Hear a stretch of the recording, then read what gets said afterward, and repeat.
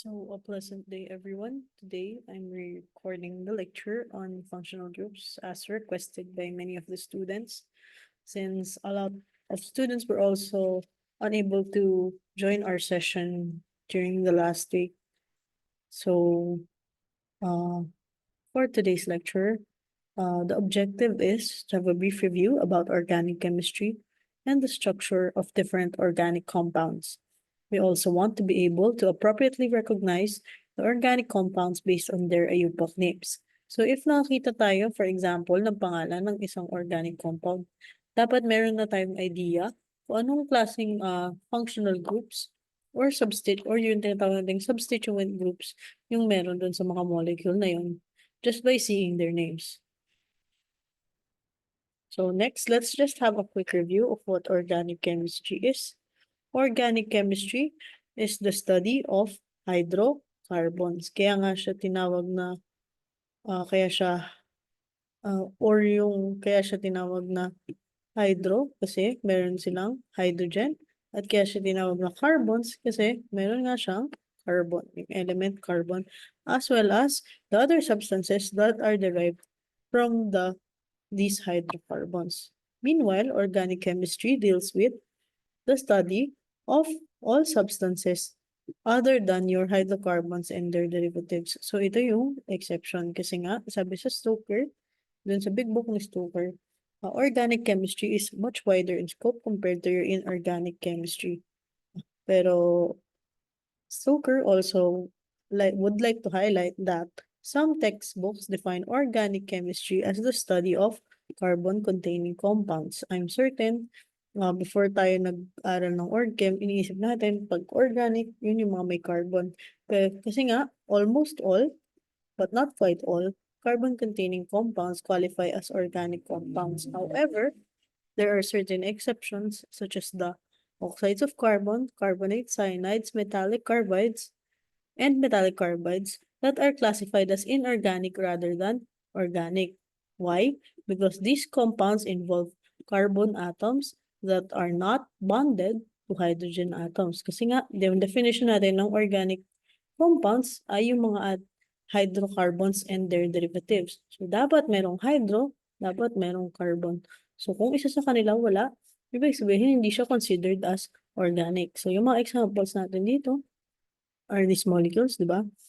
Wala carbon monoxide, carbon dioxide, etc. Wala silang hydrogen dito sa kanilang structure. Kaya we do not consider them as organic compounds.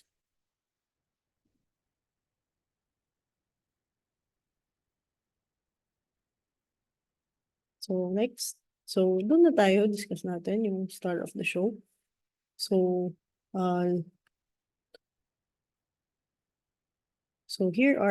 here is your very important element we will be encountering throughout our study in biochem, as well as a very important element I'm sure you've encountered during organic chemistry, which is your carbon, also known as your atomic number 6. So dahil alam natin na siya atomic number 6, we know it has 6 protons, 6 electrons, and 6 neutrons. So itong 6 protons, 6 electrons, and 6 neutrons, it's not very important as far as our study is concerned. What we want to remember about carbon is that it is a member of your group 4A. So yung group 4A, ibig sabihin nun, nasa group 4A siya as far as the periodic table is concerned. Yung members of group 4A are known to have 4 valence electrons. So yung valence electrons, yun yung electrons found on the outermost shell of your atom, di ba?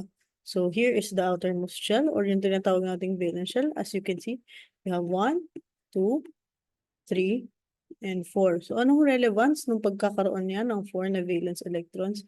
Ibig sabihin, meron siyang 4 electrons available to participate in your chemical reactions. Kasi only the valence electrons are free to participate dun sa mga tinatawag nating covalent bonding with other atoms. Yung covalent, if you recall, refers to the sharing of electrons between your atoms, between different atoms.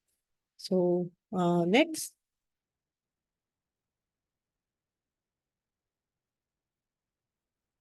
So, let's discuss the bonding characteristics of the carbon atom.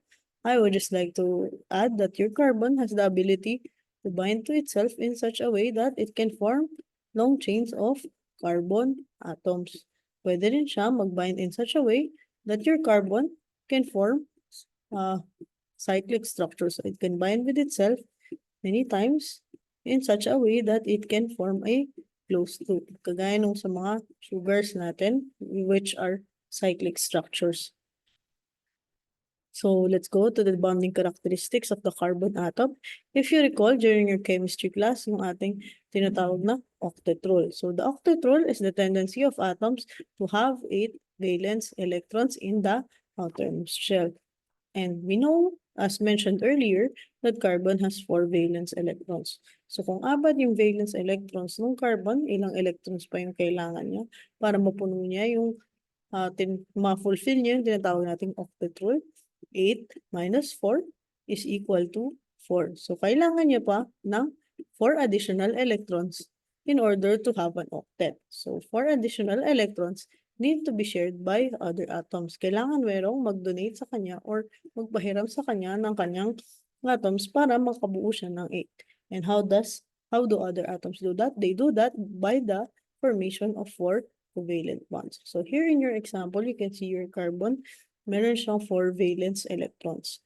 Tapos, you can see, meron tayong 4 na surrounding hydrogen atoms. So these hydrogen atoms were kind enough to donate their electrons to your carbon. Well, not donate kasi hindi naman yung binigay, but to share the electrons with your carbon, thus forming 4 covalent bonds. So each bond has 2 electrons. So if you count the number of electrons now, this is 2, 4, 6, and 8. So meron na siyang 8 electrons in the outermost shell, thus fulfilling yung ating octet rule. So another way of depicting this is like this. Kasi pag binilang mo, 1, 2, 3, 4, 5, 6, and 7, 8. So meron na siyang 8 electrons in the outermost shell. So I apologize for the noise outside, pero dito lang kasi ako pwede mag-record. So pagbigyan nyo na.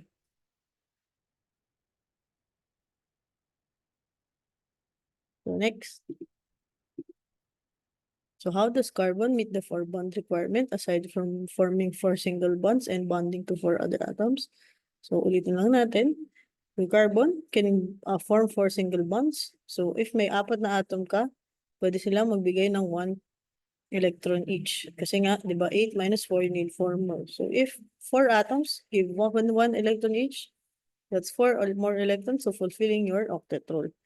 If there are only 3 atoms that are willing to donate their electrons, one of them must give 2. So one of them must form a double bond, while you have 2 atoms forming a single bond.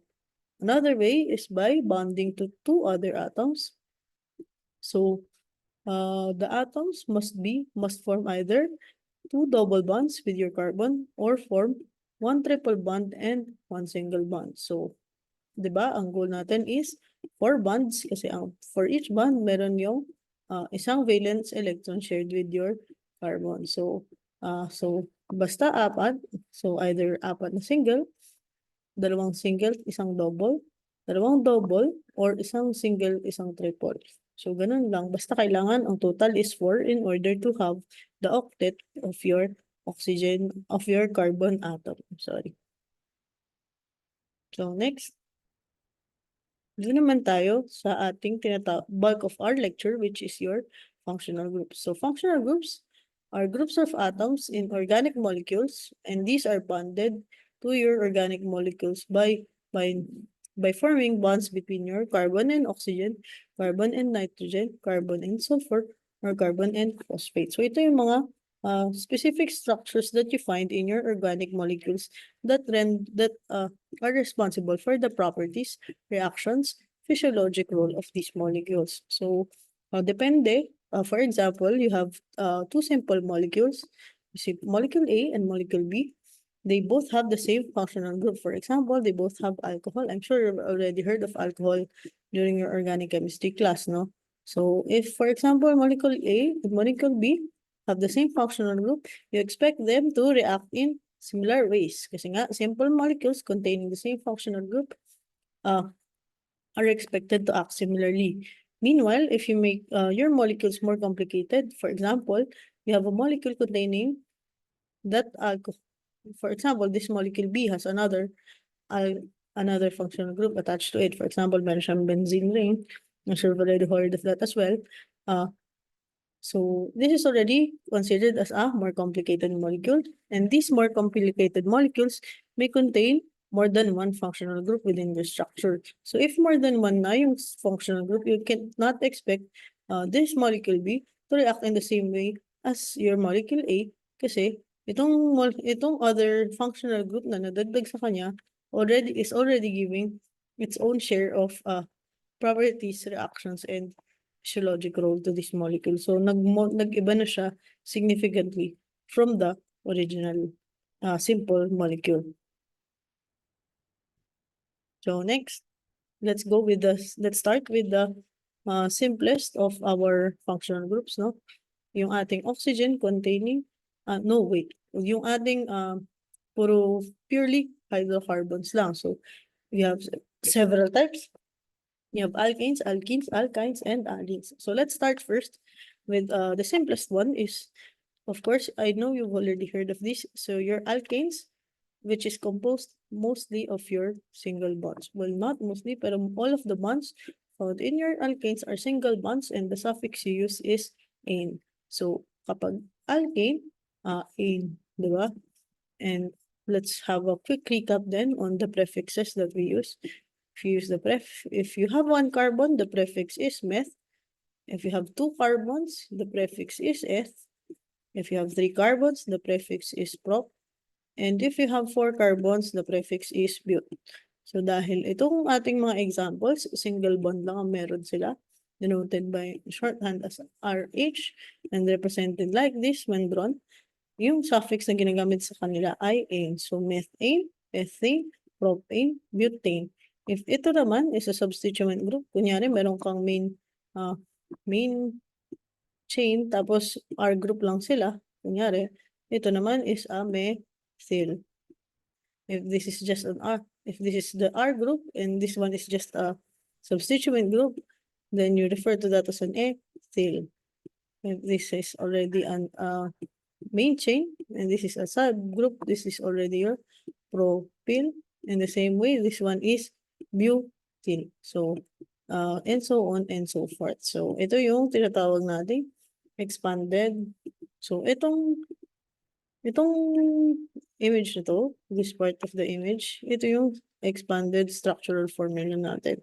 Kasi it represents your atoms as well as the different bonds between the atoms. So, you represent everything. Wala kang tinatawag, walang shorthand dyan. Hindi siya naka-shortcut. So, it's very, it gives you a lot of information, but it's also very tedious to write. And it's very bulky. And it's just not practical to keep on referring to your molecules this way. So, meron tayo nung tinatawag nating condensed structure formula. So, how do you write your condensed structural formula? You take your central atom and then you describe next to it kung ano yung mga nakabit sa kanya. So, you have this one. This is a carbon. You have a C. And meron siyang surrounding na apat na H. Thus, you write it as H4. So, that's CH4 or your methane. Meanwhile, meron ka dito another C. But meron siya nakasurround na dalawang H. So, that's CH3. This is another C. Tapos, meron ka ulit tatlong H dyan. So, that's another H3.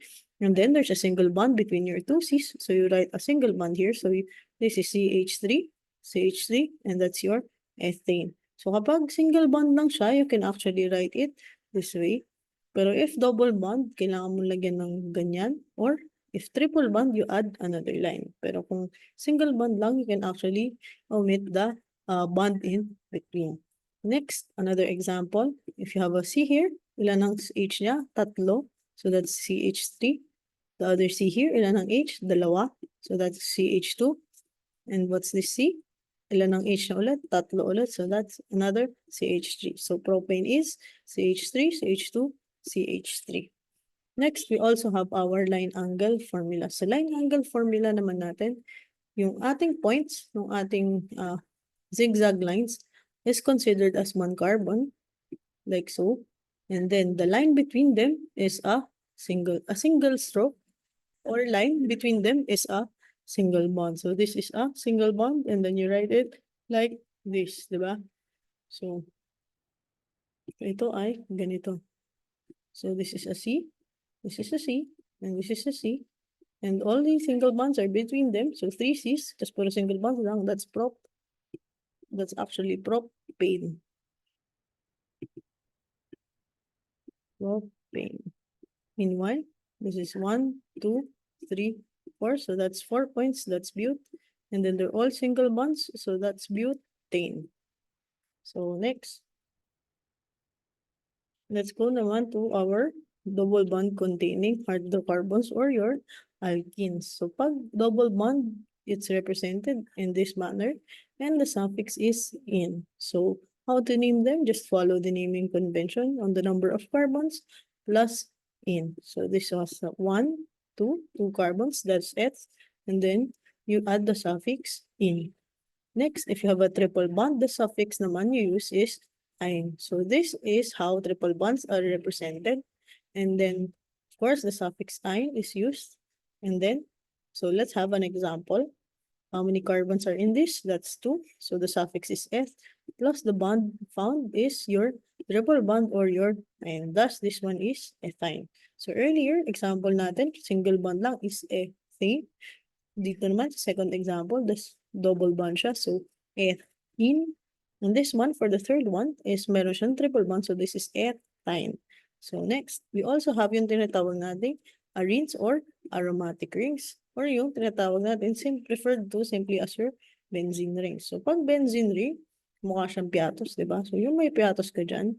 And then, you have yung ating alternating single or double bonds, di ba? Pwede siyang ganun i-represent.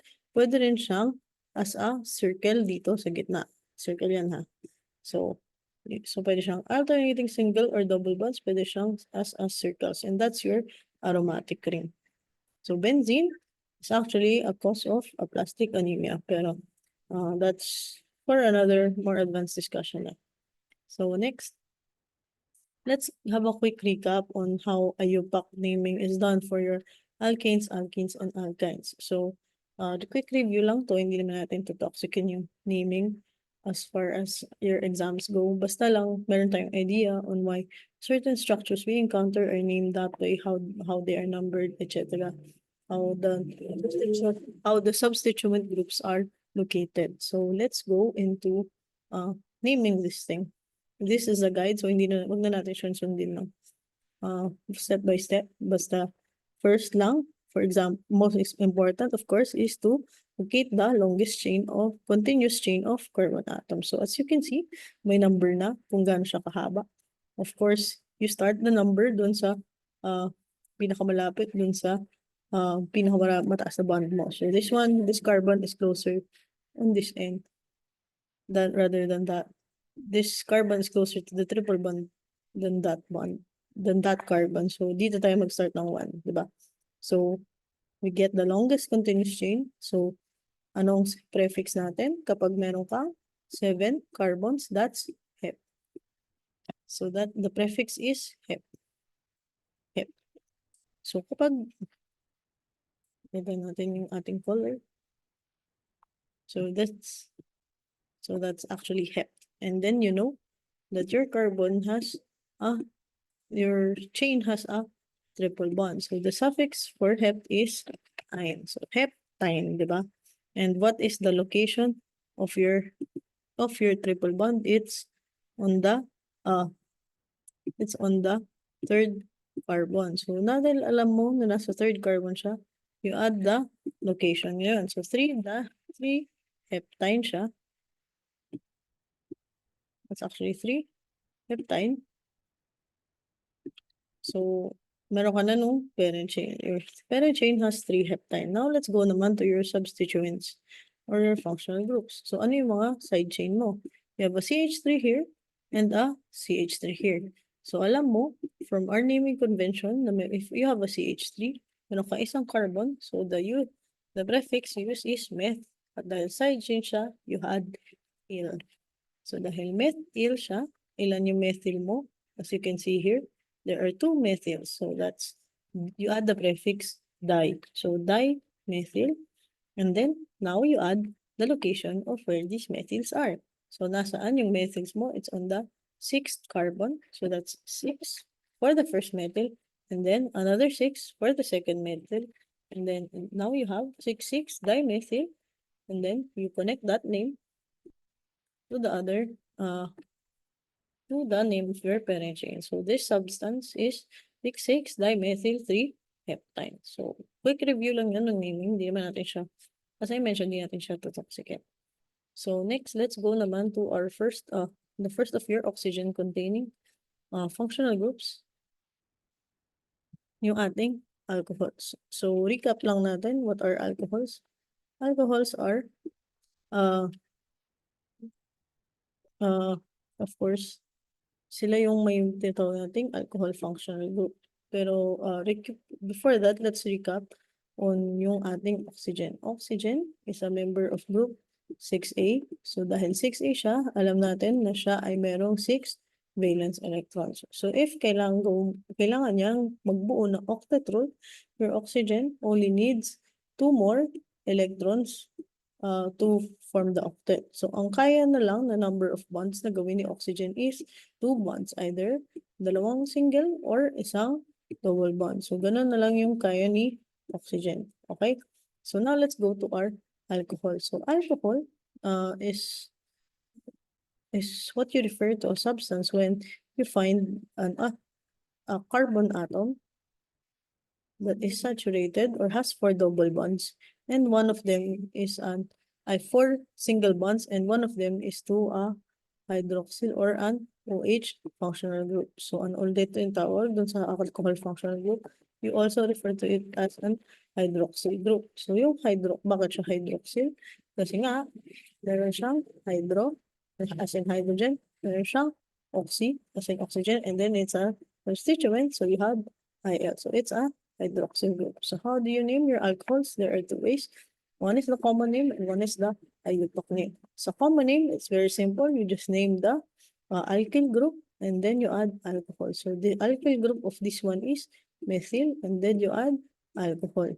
For another example, this is 2 carbons, so the alkyl group is ethyl and then you add alcohol. The third one, you have 3 carbons, so that's propyl, and then you have an OH, so that's another alcohol. Propyl, alcohol. This one naman is medyo special since this is also propyl since you have 3 Cs, pero dahil ang OH mo is on the second carbon, you add the prefix iso. So iso, propyl, alcohol.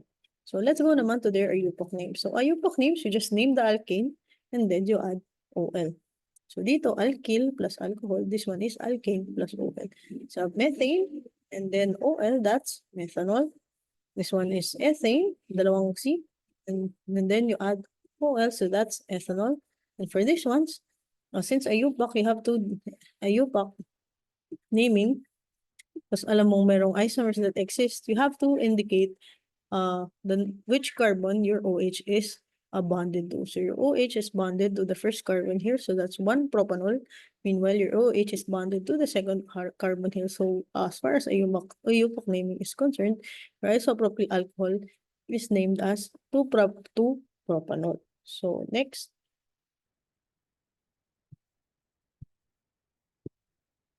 So, meron din tayo, di ba, nung diniscuss natin, yung aromatic ring system or yung benzene ring kanina, yung parang piatos. So, yung aromatic ring system natin, of course, each point of that is a carbon. So, if one of the carbons is bonded to an OH, that is what you refer to as a phenol. So, ganito yung itsura niya, yung hydroxyl functional group plus a phenol or plus a benzene ring. So your phenol is an important constituent of your Lysol. So, di ba, Lysol is a very potent disinfectant that we use in laboratories, in our homes, in hospitals, kasi it's very good at killing your bacteria as well as your viruses. Meanwhile, another example we have is vitamin E, which is a naturally occurring antioxidant. So, kaya siya ginagamit na anti-aging serum, anti-aging supplements kasi your antioxidants protect your cells against oxidative stress, which causes aging. Next. Sorry about the noise. So next, let's discuss naman your ethers. So ethers, you can be visualized as a derivative of water.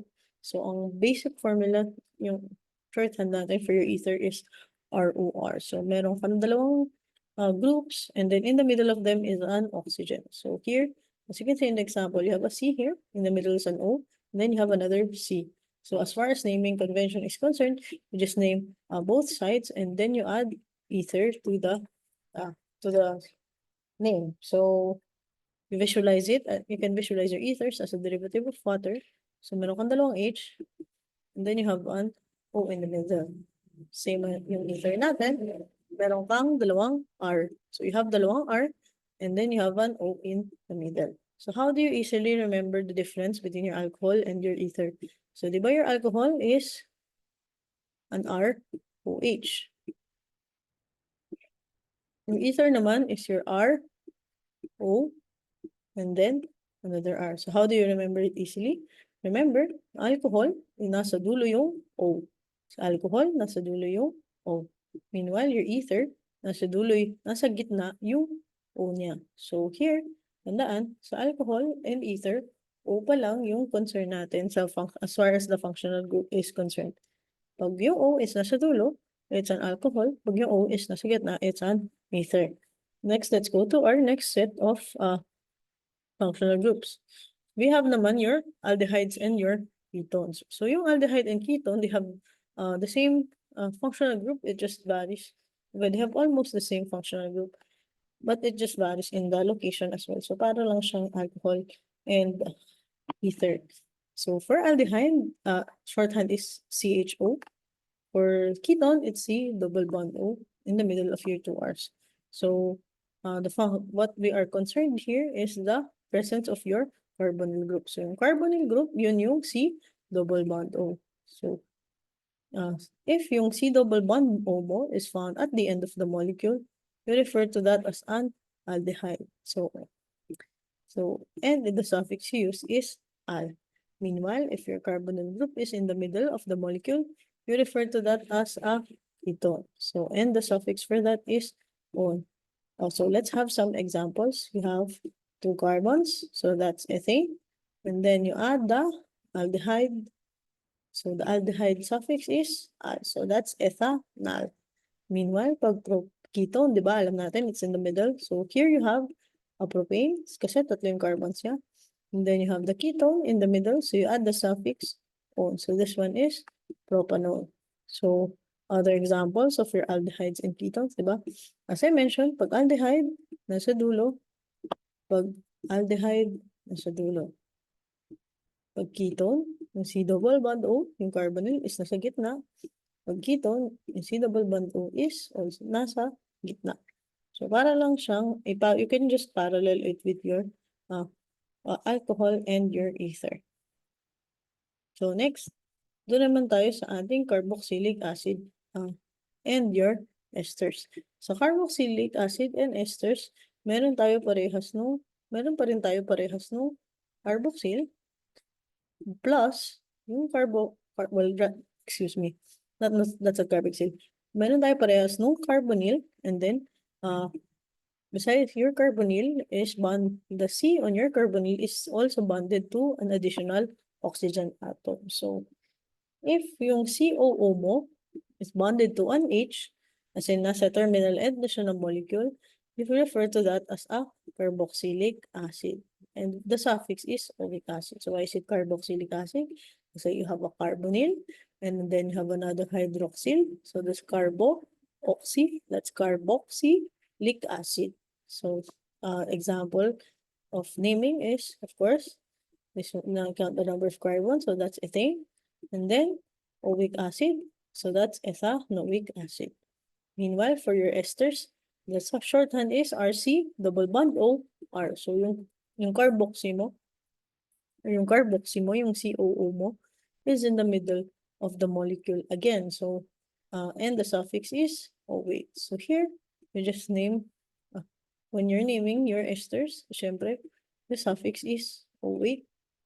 So you name this side, that's methyl, and then you name the rest, that's ethane. So, kasi dalawa yung carbon na. So, dalawang carbon, that's ethane, and then you add OH. So, more examples. You have this one. Sorry. You have this one.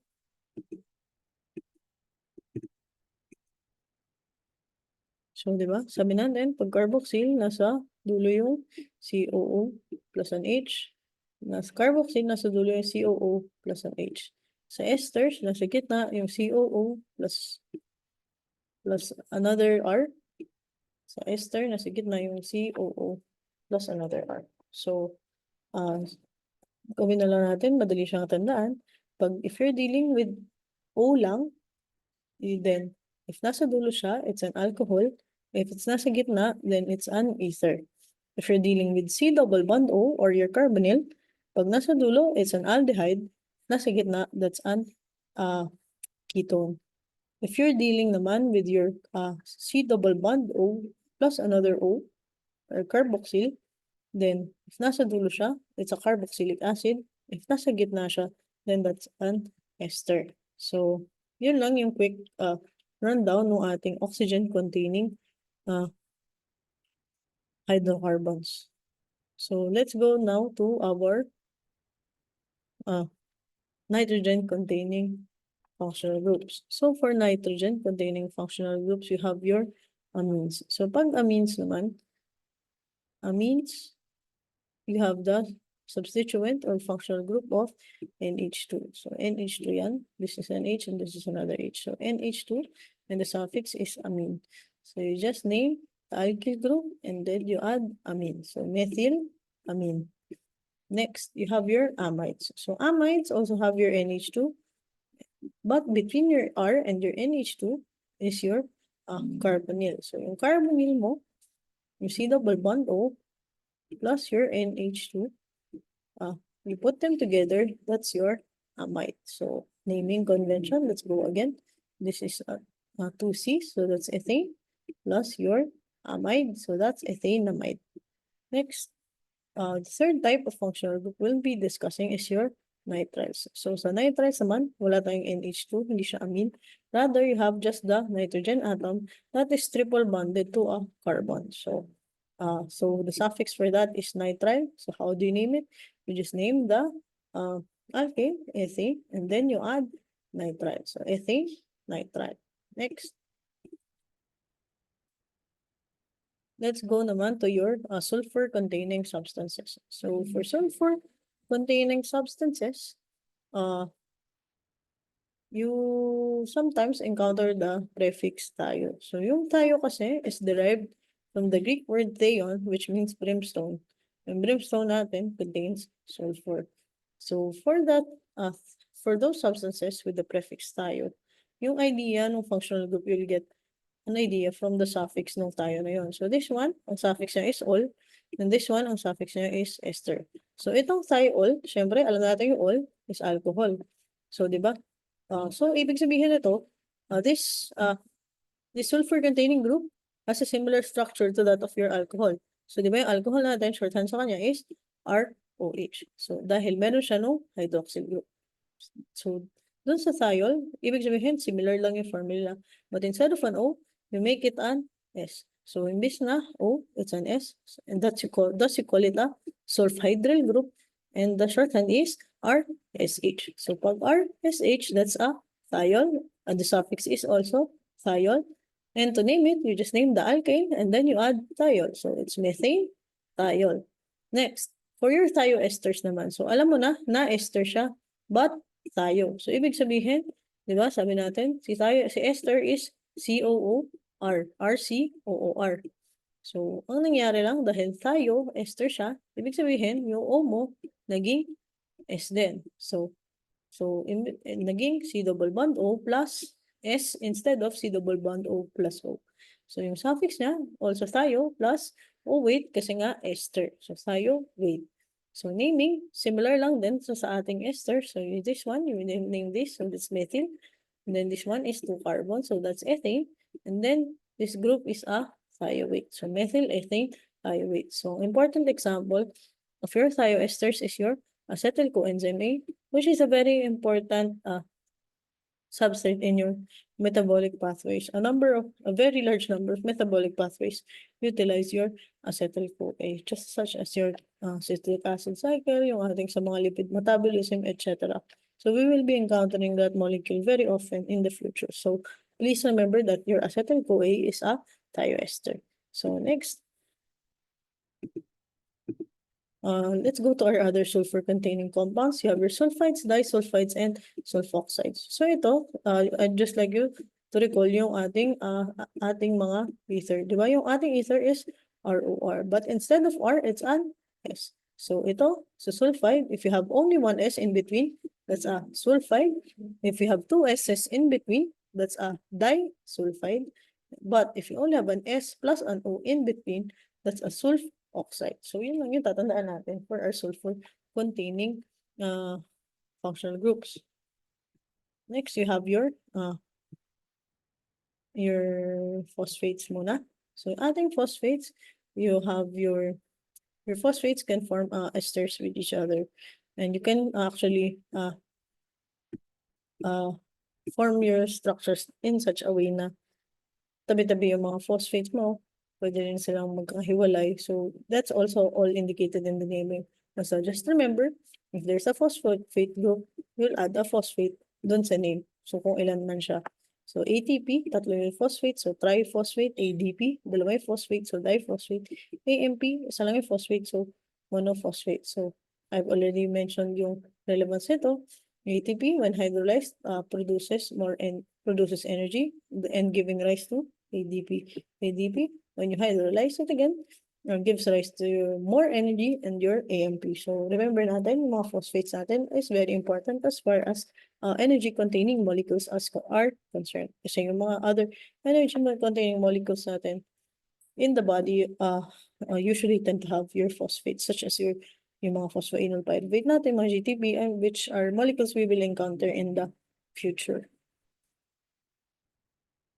Sorry for the noise.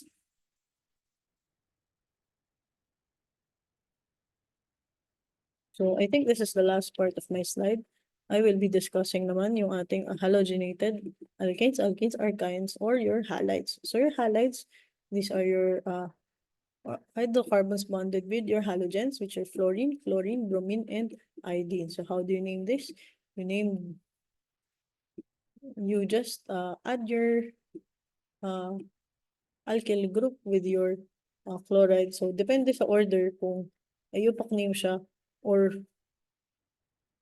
sorry, you add your alkyl, the name of your alkyl group and the name of your halogen. So depende sa order of name, depende kung IUPAC name or common name, yung order of your utilizing the names of these things. So if IUPAC name, you start first with the name of your halogen. So this one is chloro plus 2 carbons, so that's ethane, so that's chloroethane. So for this one naman, IUPAC name ulit tayo. This is bromine, so that's bromo, and then 3 carbons, so that's propane, so that's bromo, propane. So since wala naman iba, this is the first carbon. Dun naka-add yung ating halogen, so that's carbon number 1. So that's 1, bromo, propane. Next example, you have chloro over here. And then you have 3 carbons, so that's propane, so that's chloropropane. And the chloro is added to the second carbon, so that's 2 chloropropane. So that's for IUPAC naming. Meanwhile, if we're dealing with common naming naman, we start first with the name of your alkyl group. So this is 2 carbons, that's ethyl, plus the name of our halogen, which is chloride. So that's ethyl chloride. Next, you have here tatlong carbons, so that's propyl. So propyl plus yung ating halogen, so that's bromine. So you add bromine, but you put it as bromide. So propyl, bromide. So, and next, the last example, you have 3 carbons here. So that's a propyl, but tandaan nyo, yung bond is on the second carbon. So if yung bond mo dun sa propyl mo is on the second carbon, you put the prefix iso. So this is isopropyl plus yung ating halogen, which is chloride. So that I think that's the end of my lecture for functional groups. I'm sorry if it's very noisy, pero I really don't have a choice. I really just wanted to put this out there for those who were requesting for it. So I hope you have a good night, and I hope that you study well for our quiz. So thank you very much, and good luck.